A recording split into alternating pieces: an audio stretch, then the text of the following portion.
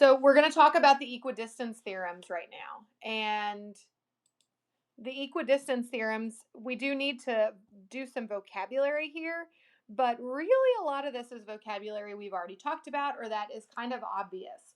So for example, the word equidistant. Equidistant means that if we have 2 points that are the same distance from a third point, then those 2 points are equidistant. So those two that says points are equidistant. So here's what that means. Let's say I have 2 points, B and C. So my 2 points, B and C. And they're going to be the same distance from a third point, and we'll call our third point A. Okay? So when I say that they're the same distance, what I mean is that the length of this line is the same as the length of this line segment. So those 2 line segments are the exact same length. So that means that B and C, so B and C are equidistant from point A. That's what equidistance means. And you're going to need to know that. If I want to prove equidistance, what I want to prove here is congruency. If I prove that AB is congruent to AC, that's the same thing as proving that A is equidistant from B and C.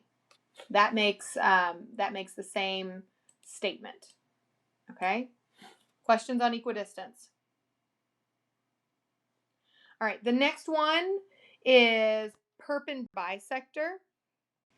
All right, we've already talked about perpendicular bisector. We talked about this in the last section. Perpendicular bisector is both an altitude and a median. So a perpendicular bisector is both perpendicular to a line segment and bisects the line segment. So if I have 2 points, A and B, and then I have 2 more points, say D and E, I could say that DE, so if I have AB, DE could be the perpendicular bisector if it was perpendicular to AB and divided AB into 2 congruent segments. So if E was the midpoint, that would be the same thing as saying perpendicular bisector. Okay, so theorem 24 is our perpendicular bisector theorem. And theorem 24 says that if I have 2 points, C and D, so here's my C and D, C and D, and those are equidistant from the points A and B. So C is equidistant from A and B, and D is also equidistant from A and B. So if these 2 points, C and D, are equidistant from points A and B, then those 2 points, so which 2 points? CD makes a perpendicular bisector of AB. So CD would be the perpendicular bisector of AB. So this would be a right angle and this would be congruent. Okay? Now, here's the thing though. It doesn't necessarily have to look like that. There's lots of different ways that I could draw this kind of perpendicular bisector idea and still have the same theorem be true. So for example, maybe A and B are down here and C and D are on the same side instead of on opposite sides.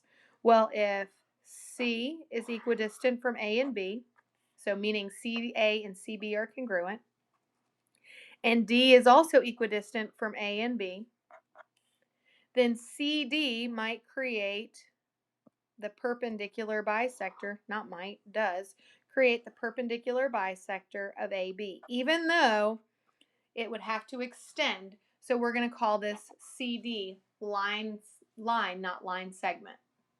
Another way I could have it, which is kind of an odd way to look at it, is that if A and B are down here at the bottom again, okay, and C and D, but D is actually on line segment AB. So C is equidistant from A and B, meaning that CA and CB are congruent. And D is also equidistant from A and B, meaning that A, D, and BD are congruent. then again, CD makes the perpendicular bisector of AB. So that's the perpendicular bisector theorem. If 2 points are equidistant from endpoints of a segment, they determine the perpendicular bisector of the segment. Take a picture of that or pull it up on your Canvas page because you're going to use that a lot. What it does for us is it makes our work a whole lot easier in the whole realm of writing proofs. We will use this later on when we talk about quadrilaterals and all of their properties. All right, we have one more thing. So theorem 25 is the converse of theorem 24. So it says if a point is actually on the perpendicular bisector, then it's equidistant from the endpoints. So here's what that might look like. So let's say I've got my perpendicular bisector.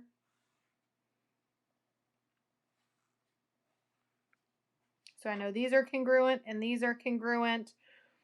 And this is perpendicular bisector. Okay. Let's give it some letters. Let's go A, B, C, D, and E. So what I'm given is that AE is the perpendicular bisector of BC.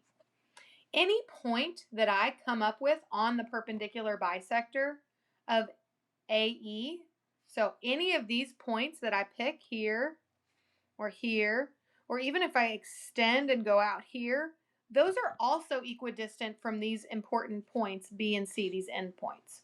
So if I were to draw a new line segment here, that would also be congruent. Or one out here. Those would also be congruent. So it goes both ways. So I can be given congruency and I can claim perpendicular bisector, or I can be given perpendicular bisector and I can claim congruency. So either way, and remember, equidistant, all that is congruency. That's saying that two line segments are congruent. That's all it's doing. All right, so